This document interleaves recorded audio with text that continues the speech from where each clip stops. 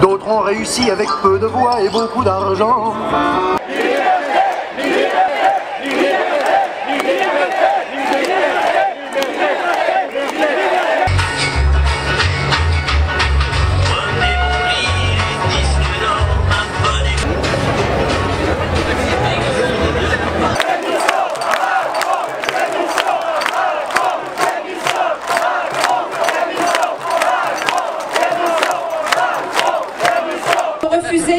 Nous avons hélas constaté personnellement le retard de prise en charge d'un patient d'oncologie en raison d'un test PCR datant de plus de 72 heures.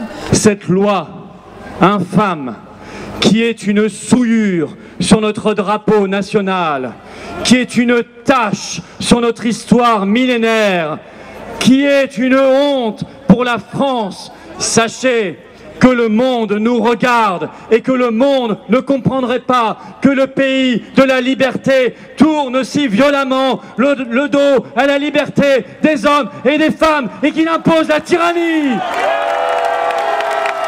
Car nous, peuple de France, ici réunis et dans des centaines de communes de notre pays, nous, peuple de France, prenons conscience de notre force. Nous sommes la foule incommensurable, nous sommes le nombre, nous sommes des millions. Une vraie politique sanitaire, c'est de faire confiance aux médecins et de les laisser prescrire librement les traitements qui marchent. Une vraie politique sanitaire, c'est de s'intéresser à la prévention. Une vraie politique sanitaire, c'est d'arrêter de brutaliser les soignants, de les respecter plutôt que de les humilier. J'appelle à l'unité, à ne pas sombrer dans la division vers laquelle l'oligarchie, Macron et Véran veulent nous entraîner.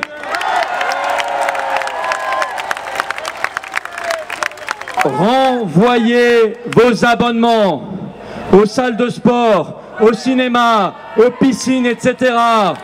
N'allez plus dans les restaurants, sauf celui de Katia, évidemment. Comportez-vous en hommes et en femmes qui sont capables le soir de se regarder dans un miroir et de dire moi, je ne participerai pas à cette politique de séparation et de discrimination. Où sont les syndicats? Où sont les syndicats? Où sont les syndicats? Ce sont des traîtres! Ils trahissent les travailleurs! Ils trahissent le peuple de France! Enlevez-vous ça, une bonne fois pour toutes de la tête. Une politique de restriction de liberté, ça n'est pas une politique sanitaire. Levons la tête, soyons fiers et crions ensemble dans la joie, l'optimisme et le courage que non seulement nous allons gagner, mais que nous allons faire triompher les valeurs de liberté, de dignité, d'humanité. Vive la liberté, vive la résistance et vive la France!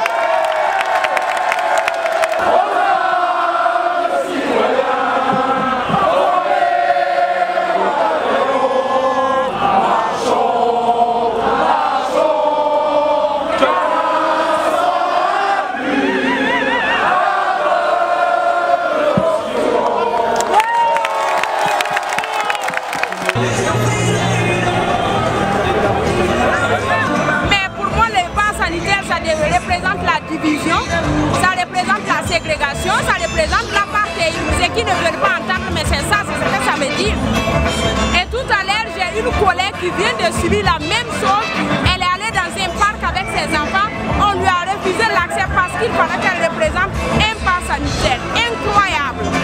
En France, au XXIe siècle, non mais incroyable.